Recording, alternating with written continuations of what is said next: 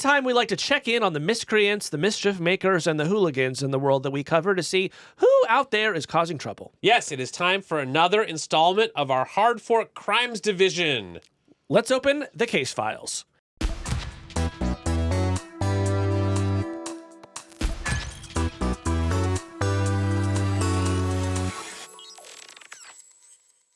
All right, Casey, first on the docket, Meta rests its case. After a 6-week antitrust trial, the case of the Federal Trade Commission versus Meta Platforms has wrapped up and is now in the hands of Judge James E. Boasberg, who has said that he will work expeditiously to make a judgment in the case. Casey, how do you think Meta's antitrust trial went? Well, so if you're just catching up, Meta, of course, has been accused of illegally maintaining its monopoly in a market that the FTC calls personal social networking. And they did this by acquiring Instagram and WhatsApp in the early 2010s. And the government has said that prevented a lot of competition in the market, that introduced a lot of harms to consumers, such as the fact that we have less privacy, because that's just kind of not an axis that there is any companies left to compete over.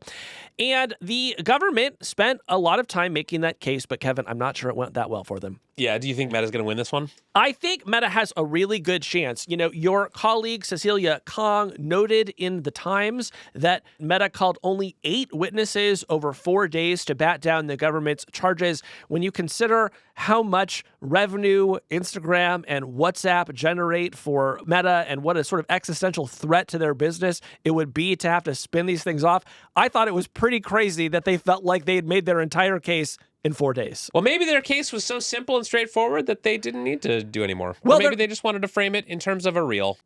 Yeah, they did a short form antitrust trial. It's huge right now.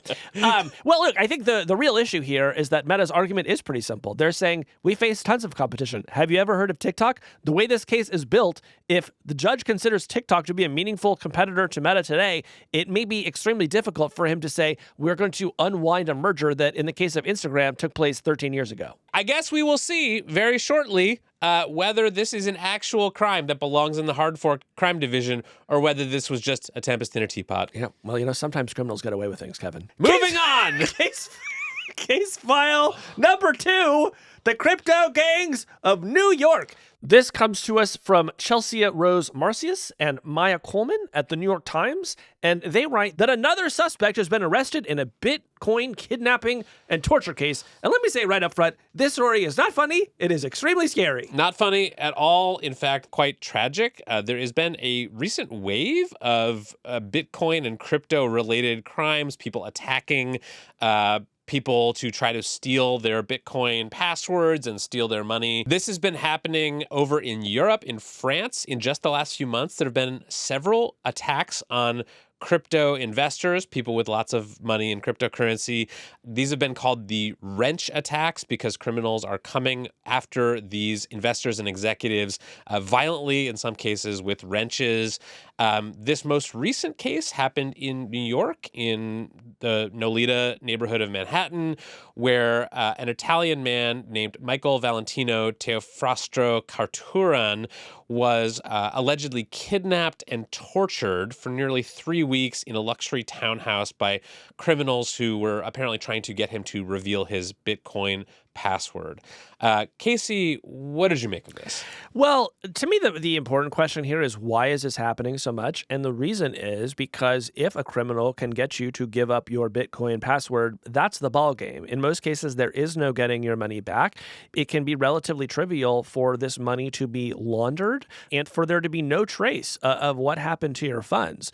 That is not true if you're just a regular millionaire walking around town, right? Obviously, you may be vulnerable to robberies or other sort of scams or theft. But, if you give up your bank password, for example, in most cases, you would be able to get your money back if it had been illegally transferred. So this is just a classic case of Bitcoin and crypto continuing to be a true Wild West where people can just run up to you off the street and hit you over the head with a wrench. And it's really scary. Yeah, it's really scary. And I should say this is something that I think crypto people have been right about. Years ago, when I was covering crypto more intently, I remember people sort of telling me that they were hiring bodyguards and personal security guards, and it seemed a little excessive to me. These were not, by and large, famous people who would get recognized on the street, but their whole reasoning process was that they were uniquely vulnerable because crypto is very hard to reverse once you've stolen it. It's very hard to get your money back from a criminal who steals it. And that meant that they were more paranoid than like a CEO of a public company would be maybe walking around. You know, I read a blog post on Andreessen Horowitz's website recently, so I was having a great day. They've hired a former Secret Service agent to, among other things, help crypto founders prevent themselves from getting hit over the head with a wrench.